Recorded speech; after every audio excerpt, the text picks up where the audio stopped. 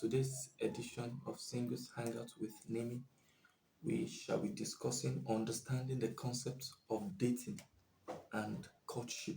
Understanding the concept of dating and courtship. A lot of persons don't really understand what dating is all about and what courtship means.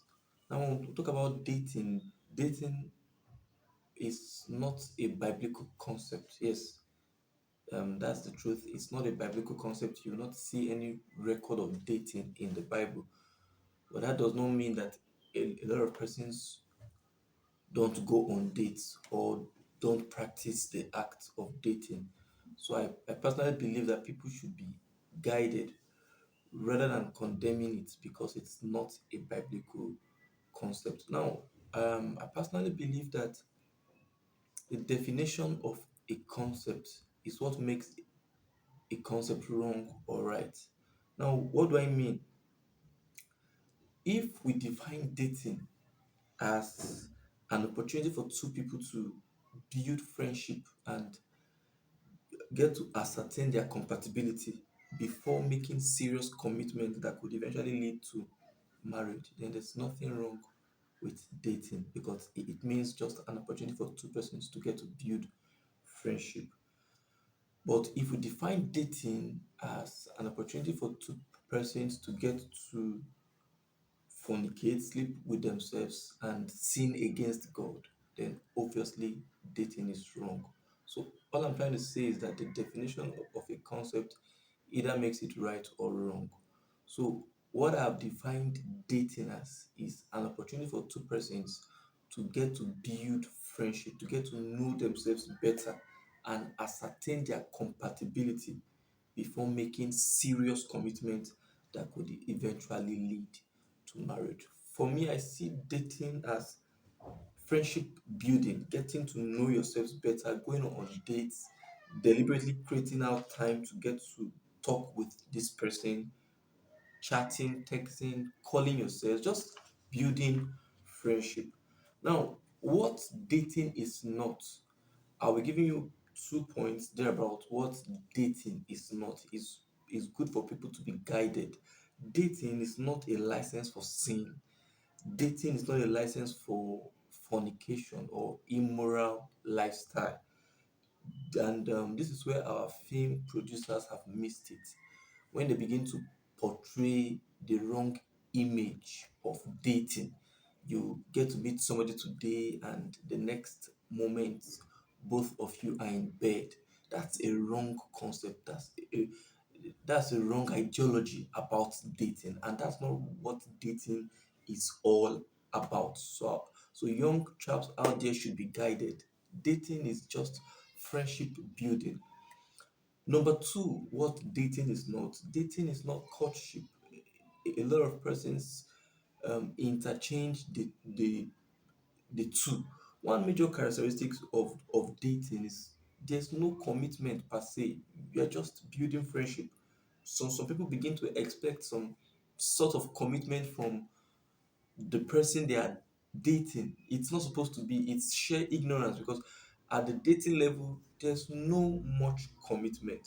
So you don't necessarily begin to get angry with the person because the person did not call you for the whole day, or you didn't hear from the person. At that level of dating there's no much commitment. So it's good for us to know the 2 points I've highlighted so far is that dating is not a license for sin, and dating is not courtship. Now, what you should avoid saying during dating, you see, all these things are very necessary because you think people know these things, but they don't. Now, one of the things you should avoid saying during dating is avoid talks about marriage.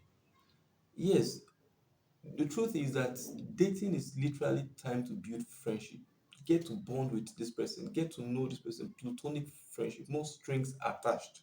When you begin to talk about marriage, for instance, when a man meets a lady and they're just on a date and he begins to talk about how he intends to get married that year, one way or the other, you are already beginning to mount pressure unconsciously on this innocent lady, or a lady getting to meet a guy on a date and asking the guy, Okay, so when do you intend to get married? Now, some of these things could come much later, but one has to be very careful. So you avoid much talks about marriage, else you could be perceived as being desperate. Second thing you should avoid during dating is avoid too much details about yourself. The truth is that I've stressed and stressed it enough that dating, there's no much commitment. Now, this person who is on a date with you could still go out on a date with another person. So avoid too much details about yourself. Now, what do I mean by too much details? A guy who has been struggling to get married, let's say for some reasons, for some years, goes out on a date with this lady and begins to share so much how he has struggled for years. He has not been able to get married, and as a matter of fact, this lady now is the 10th person, or all these details are not necessary. Or a lady on a date and she's beginning to spill out everything, how she has committed abortion, how she has.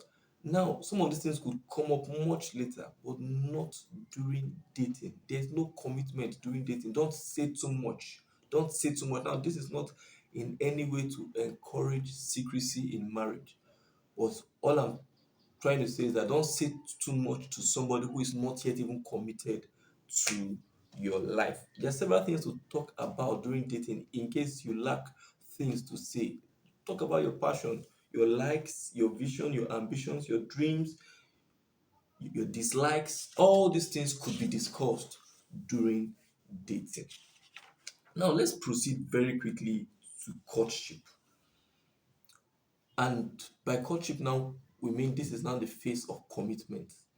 Courtship is that period when a lady accepts to marry a man up until marriage. So from the period where a man proposes to a lady, she accepts, then courtship up until they get married. So that it's good for us to know some of all these things. Now I'll be giving us about 5 points here about things to note with regards to courtship. There are 5 points I would like you to note about courtship. The first thing is that there's no such thing as assumed courtship.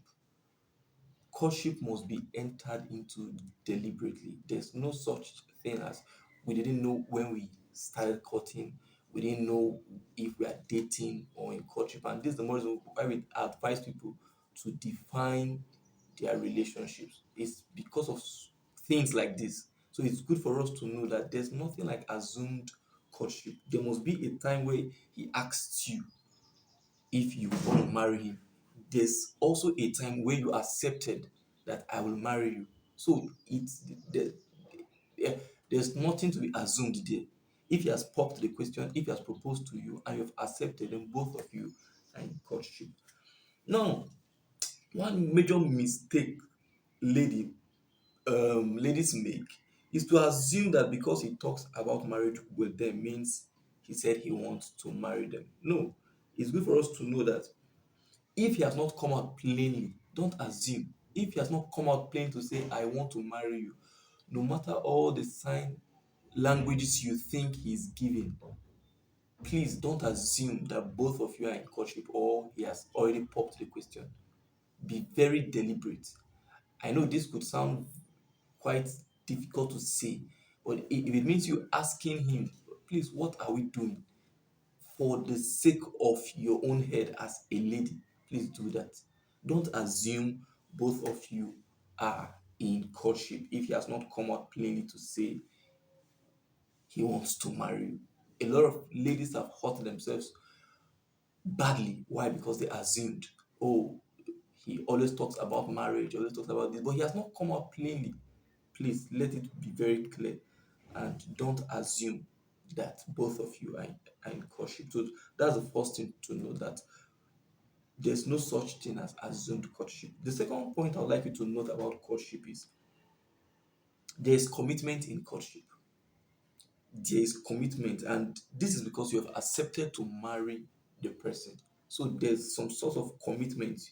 You cannot demand to know some certain things about the person, the way about, okay, well, how it's your day going to be, are we going to see. Now, all these things can come up. Why? Because there's that mutual agreement. Both of you have agreed, I will marry you, I will marry you. Yes. Now, this now brings in that form of commitment on both sides. And this is why we usually say in courtship, it's wrong to be in courtship and be considering some and be seeing somebody else. It's wrong to be in courtship and be interested in another person. Now, some of these things could come up in dating. Why? Because there's no commitment. We're just building friendship and we're just getting to know ourselves better, but not in courtship. In courtship means there's commitment. I want to marry you, and the other person has accepted. So there's that level of commitment. So it's wrong to be seeing two persons in courtship. It's wrong to be in courtship with one person and still be considering another person. So it's good for us to understand some of all these things. If you are in courtship, then you must be ready to be committed. Why? Because the courtship phase comes with commitment rather.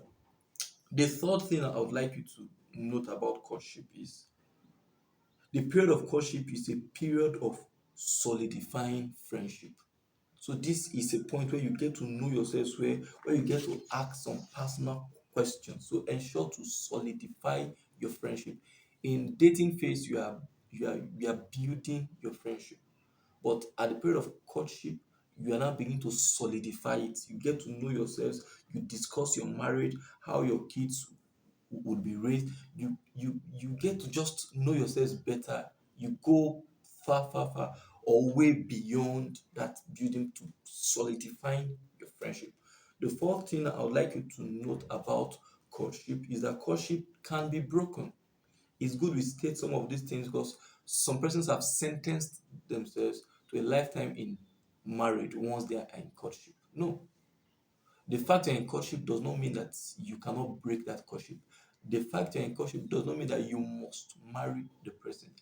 It's good at this point to understand that courtship is is more of a promise. Okay, yes, I will marry you. So don't feel so much burdened if at a point in the courtship you you've lost your conviction. You are free to break it. You can break a courtship without any consequences from God, but you may not break a marriage without experiencing such trial because marriage is a vow, and anyone who breaks a vow, there's a punishment that comes with that. But at the level of courtship, it's more of a promise. Yes, I will marry you. So it can be broken. Don't sentence yourself to a lifetime marriage because you are in courtship. And I believe you must have heard the statement that a broken courtship is better than a broken marriage. So take note of that. That you you can end a courtship if um, along the line you observe things that are not very okay with you. And the fifth thing I would like you to note about courtship is that courtship is not forever. Courtship is not everlasting. So don't keep anybody forever. Make every effort to get married. A courtship of 1 to 2 years is very fine. At most 3 years. So make every effort to get settled on time. Now, there are things to do during courtship. One of the things you are meant to do during courtship is to ask questions. Ask questions. The courtship period is a period to solidify your friendship, just like I've earlier said. And this can be achieved by asking questions. Ask questions. You can almost not know any person except you ask them questions and they get to talk to you. So until you hear them say some things, you won't really know who they are. So ensure to ask questions. Ask questions about their family patterns, ask questions about their past lives, their sexual activeness or inactiveness, get to know about their perspectives about divorce, about parenting. This is the phase to ask questions. It's not just a phase to just be going out here and there, let's go on this date, let's go.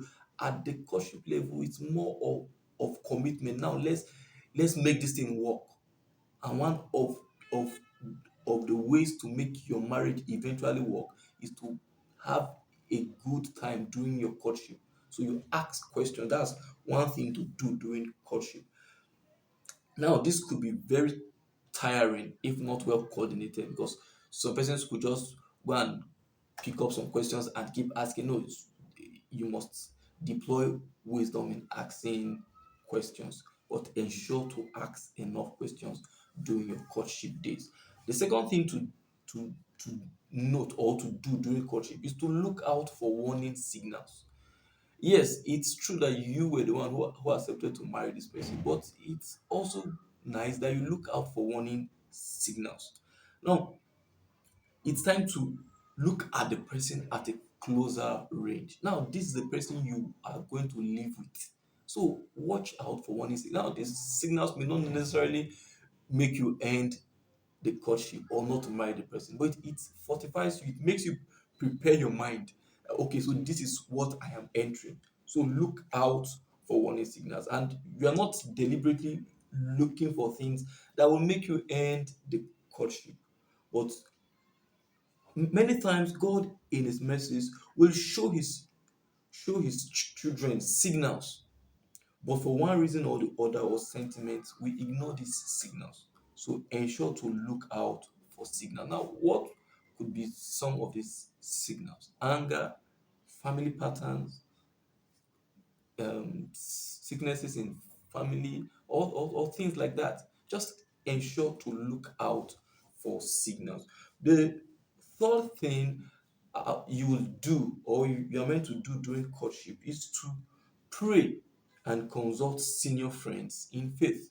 Now, prayer is necessary because it's it's very clear that you must have prayed to have accepted this person, but you could still need to keep praying to ensure that you are not led by your flesh, by your emotions, by sentiment, and you could pray for God to open your eyes to see things that your physical eyes cannot see. So please don't toy with the place of prayer even in courtship. Continue to pray, continue to ask God to show you things about this person you intend to get married to. And you can as well consult senior friends. The place of senior friends is that there are times as a person you cannot really see all about somebody.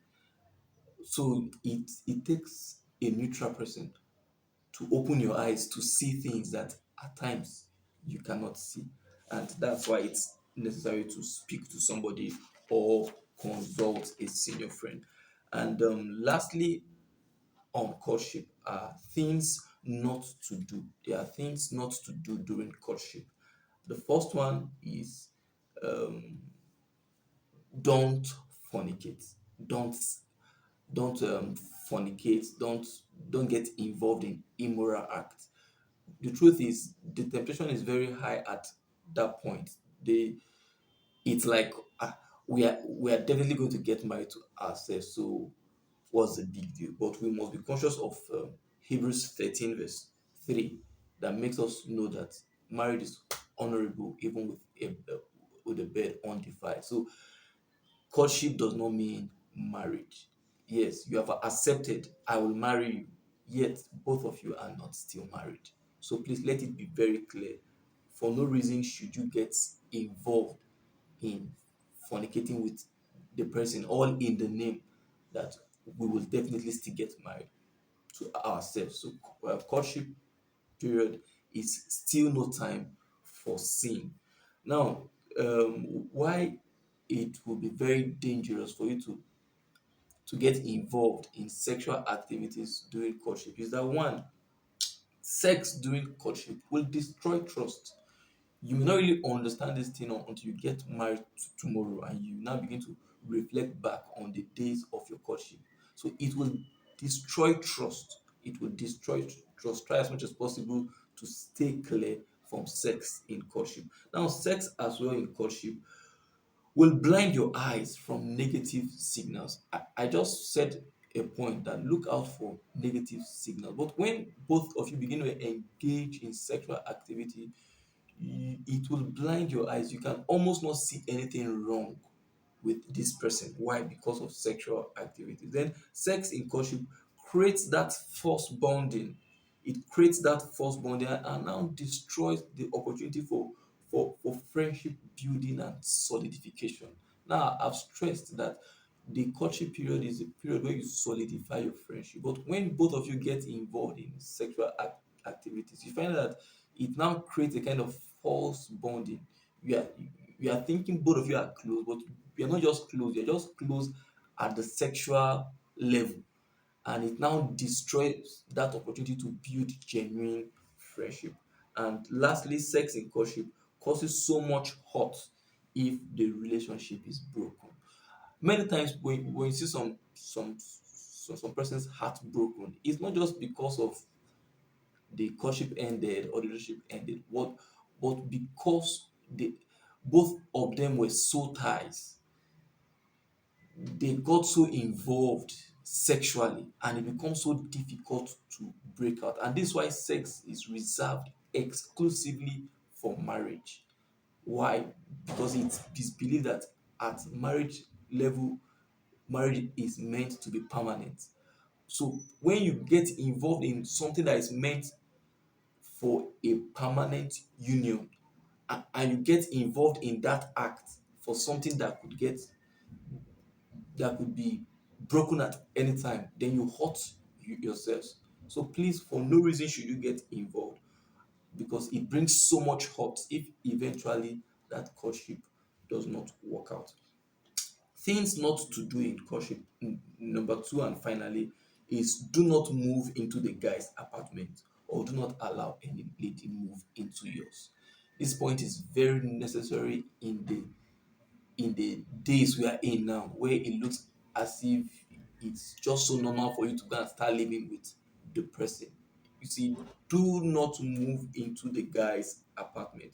Courtship is not marriage. One truth is, the more you make yourself available to this guy, the less he would be willing to get married to you. That's just the truth. For a lady, she thinks when she begins to perform wifely responsibilities, cooking for him, washing his clothes, cleaning the house, that will make him get married on time. But that's not the truth. The more you make yourself so available to him as a lady, the less he's willing to get married. If he's so much interested, if he so much wants you to be his wife, then let him quickly make plans and both of you will get married. Don't move into his house. A lot of ladies make this mistake, thinking in their own mind that when I begin to act as his wife, that will make him know that he should get married to me. But on the contrary, that will make him feel that, okay, why should I still get married to you? You have started doing everything as a wife already, and I've not even paid your bride price. So why do I still need to pay your bride price? Please, let's be wise, let's be guided. I believe this video must have blessed you and taught you something on dating and on courtship. Feel very free to ask any question at the comment section. God bless you and have a great week ahead. Thank you.